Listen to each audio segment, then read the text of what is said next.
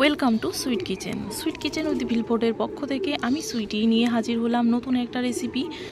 তো আজ আপনাদের সঙ্গে শেয়ার করব খুবই হেলদি এবং টেস্টি সাবুদানা দিয়ে ফ্রুট ডেজার্ট রেসিপি। তো চলুন এবার দেখে নিই কী কী উপকরণ লাগছে। তো এটা বানানোর জন্য নিয়ে নিচ্ছি আমি 500 গ্রাম দুধ, লাগছে সাবুদানা 1 বাটি নিয়ে নিয়েছি, 2 চামচ কর্নফ্লাওয়ার, 1.5 কাপ চিনি এবং গুঁড়ো দুধ। ফলের মধ্যে একটা আপেল, একটা কলা, কিছুটা আঙুর এবং তরমুজ নিয়ে নিয়েছি। আপনার এখানে আপনাদের সাধ্যমতো যে কোনো ফল ব্যবহার করতে পারেন। আচ্ছা, এবার বানানোর জন্য একটা কড়াতে দুধ নিয়ে নিচ্ছি। এবার গ্যাস অন করে ভালো করে দুধটাকে ফুটিয়ে নিতে হবে। এরপর যখন দুধটা হালকা গরম হতে শুরু করবে তখন এর মধ্যে অ্যাড করে দেব গুঁড়ো দুধ। এটা ব্যবহারের ফলে দুধের স্বাদটা অনেক গুণ বেড়ে যাবে। দুধটা অ্যাড করা হয়ে গেছে, এবার খুব ভালো করে নেড়ে চেড়ে নেব। এরপর আমি 1.5 কাপ চিনি ব্যবহার করব। আপনারা এখানে চিনির পরিমাণটা বাড়িয়ে কমিয়ে নিতে পারেন, যে যেমন পছন্দ করবেন সে সেরকমই দেবেন। তবে ফলগুলো যেহেতু একটু মিষ্টি, তাই চিনির পরিমাণটা একটু বুঝে দিতে হবে। এভাবেই অনবরত নেড়ে চেড়ে যেতে হবে। আমি বেশ কিছুক্ষণ দুধটাকে জাল করে নিয়েছি। এরপর আমি কর্নফ্লাওয়ার একটু জলে গুলে রেখে দিয়েছি, তো সেটা এখন দুধের মধ্যে দিয়ে দেব। এটা দেওয়ার পরই দুধটা গাঢ় হতে শুরু করবে, তাই অনবরত এখানেই নাড়তে হবে। তবে এর পরিবর্তে আপনারা কাস্টার্ড পাউডারও ব্যবহার করতে পারেন। আপনারা যদি কোনো ফ্লেভার অ্যাড করতে চান তো এই অবস্থায় করে দিতে পারেন। আর ফ্লেভারের জন্য এলাচ দানাও দিতে পারেন কিংবা ভ্যানিলা এসেন্সও দিতে। আমি এখানে ফলের ফ্লেভারটাই রাখতে চাইছি, তাই কোনো রকম ফ্লেভার অ্যাড করলাম না।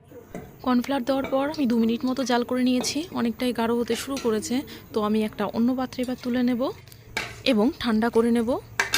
অন্যদিকে আমি সাবুদানাটাকে জাল করে নেওয়ার জন্য একটা পাত্রে জল নিয়ে নিয়েছি এবং জলের মধ্যে আমি সাবুদানাটাকে দিয়ে খুব ভালো করে জাল করে নিচ্ছি। এভাবে 10 মিনিট মতো জাল করলেই দেখা যাবে একটা স্বচ্ছ আকার ধারণ করেছে। ব্যাস, তখন বুঝতে হবে সাবুদানাটা খুব ভালো করে রান্না হয়ে গেছে। এর উপরে একটা ঢাকা দিয়ে এবার জলটা আমি ফেলে দেব।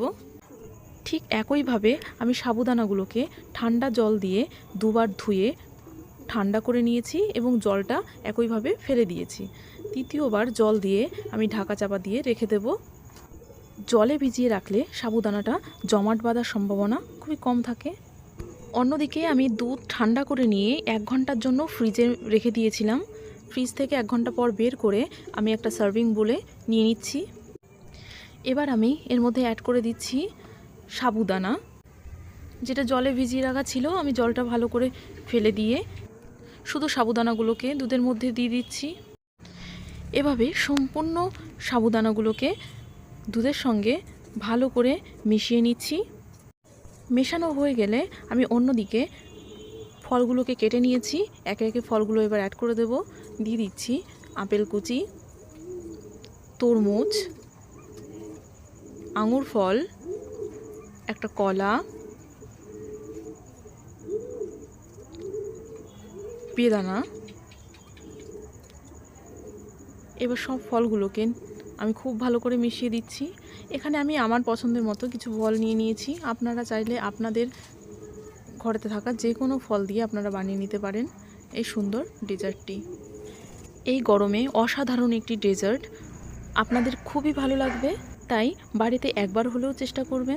আর ভিডিওটি যদি ভালো লেগে থাকে অবশ্যই লাইক, কমেন্ট, শেয়ার করতে ভুলবেন না।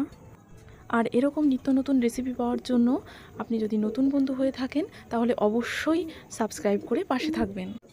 আপনাদের সাপোর্ট এবং ভালোবাসা থাকলে নতুন নতুন ভিডিও আনতে অনেক উৎসাহিত হব, তাই আপনাদের সাপোর্ট একান্তভাবে কাম্য।